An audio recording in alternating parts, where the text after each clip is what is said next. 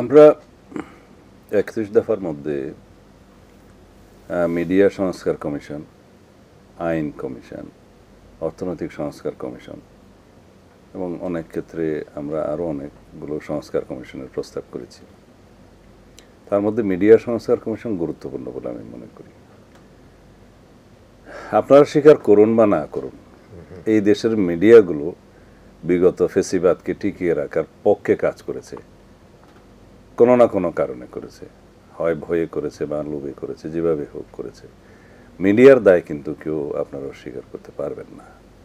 যেখানে right two association, আমাদের বলে যে right to speech and right two association, যেগুলো সংবিধান স্বীকৃত মৌলিক অধিকার, এগুলোকে প্রোটেক্ট করে কে? এগুলোর জন্য উচ্চকণ্ঠ করবে কে? মিডিয়া, প্রিন্ট এবং ইলেকট্রনিক মিডিয়া। সেই জায়গায় যদি প্রিন্ট এবং ইলেকট্রনিক মিডিয়া ফেসিবাদের দালালি করতে শুরু করে, তখন তো সেই দেশে কখনো গণতন্ত্র আর প্রতিষ্ঠিত হবে না। এই ভূমিকাটা মিডিয়াকে বলা হয় fourth state of the country. তা এখন সেই মিডিয়ার ভূমিকাটা আমি বিগত একটা জনসভাতেও বলেছিলাম যে মিডিয়া যেন মালিকের সেবা না করে বিবেকের কর্তৃত্ব মেনে নেয়, জনগণের সেবা করে। এখন তো আমরা নতুন করে স্বাধীন হয়েছি, তো মিডিয়াকেও আমরা এখন স্বাধীন হওয়ার জন্য। আপনি কি স্বাধীন হবার পরে কোথাও দেখেছেন যে মিডিয়া তার মালিকের নয়, জনগণের কথা বলতে পারছে না? এটা কি দেখেছেন কোথাও? জনগণের পক্ষে কথা বলার চেষ্টা করছে, এখনো সব মিডিয়া পূর্ণাঙ্গ বলে খুলে কথা বলছে না। আমরা আশা করব যে এই ধারা যেন অব্যাহত থাকে, জনগণের পক্ষে বিবেকের চাকরি যেন করে, মালিকের চাকরি না করে। তা আমরা আশা করব যে মিডিয়া যেখানে স্ট্রং হবে, ডেমোক্রেসি সেখানে স্ট্রং হবে। এটা পৃথিবীব্যাপী কথা, যে ফ্রিডম অফ কি বলে যেন এটাকে, স্পিচ বা মিডিয়া যেটাই বলি না, ওইটাকে বলে যে ফ্রিডম অফ প্রেস, যেটা পৃথিবী বলা হয়, এটা যেখানে এনশিওরড, সেই জায়গায় ডেমোক্রেসির কোনো ভয় থাকে না। এটা তো মিস্টার সালাউদ্দিন খুবই সত্যি কথা। মানুষ যখন চেয়ারম্যান মেম্বারের কাছে বিচার পায় না, এমপির কাছে বিচার পায় না, আদালতে শেষ পর্যন্ত বিচার পায় না, তখন তো মিডিয়া তার পাশে এসে দাঁড়ায়।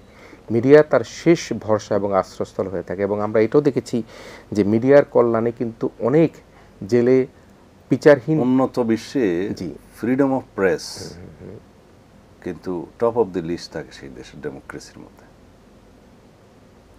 এবং human rights, freedom of press, এই দুইটাকে তারা খুব they are very closer to their heart. জনগণ যদি আপনাদেরকে নির্বাচিত করে ক্ষমতা আনে, আপনারা কি এই ফ্রিডম অফ প্রেস বা মানবাধিকারের কথা বলছেন, সে জায়গায় কি আপনারা নিশ্চিত করতে পারবেন? আমরা এই ৩১ দফা জাতির সামনে অনেক আগেই প্লেস করেছি। যদি জনগণ আমাদেরকে সেবা করার সুযোগ দেয়, তাহলে আমরা এই অঙ্গীকারগুলো বাস্তবায়নে অঙ্গীকারাবদ্ধ। এই প্রতিশ্রুতিগুলো জাতির কাছে আছে। তখন আপনারা কথা বলবেন, যাতে আমরা স্বৈরাচারী হয়ে না উঠি, যাতে আমরা আমাদের প্রতিশ্রুতির প্রতি শ্রদ্ধাশীল থাকি, আমাদের কমিটমেন্ট যেন থাকে। আমাদের দেশে হয় কি, অর্থনৈতিক সমস্যার কারণে অগ্রাধিকার সবসময় পাল্টে যায়।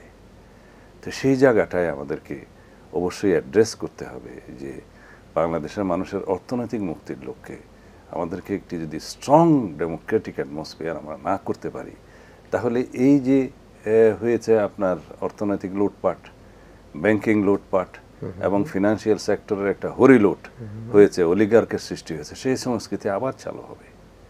তো সুতরাং মিডিয়াকেই তো এই ইয়েটা পাহারাটা দিতে হবে, যাতে ওয়াচডগের মতো কাজ করে মিডিয়া থাকতে হবে, যাতে বাংলাদেশের জনগণের সম্পদ পাচার না হয়ে যায়, অর্থনৈতিক system, monetary system, capital market system যাতে স্ট্রং থাকে, এবং একটা দেশের মানুষের দৈনন্দিন জীবনযাত্রার মান যখন উন্নত হবে, তখন মানুষের মধ্যে সচেতনতা, গণতান্ত্রিক বা শিক্ষা ব্যবস্থার প্রতি তাদের অনুরাগ সব কিছুই বাড়বে। মূল কথা হলো একটা প্রকৃতপক্ষে ডেমোক্রেটিক ইলেক্টেড গভর্নমেন্ট যাতে ডেমোক্রেটিক্যালি বাংলাদেশে রুল করে এবং রুল অফ ল যাতে থাকে, সেটা এনশিওর করা।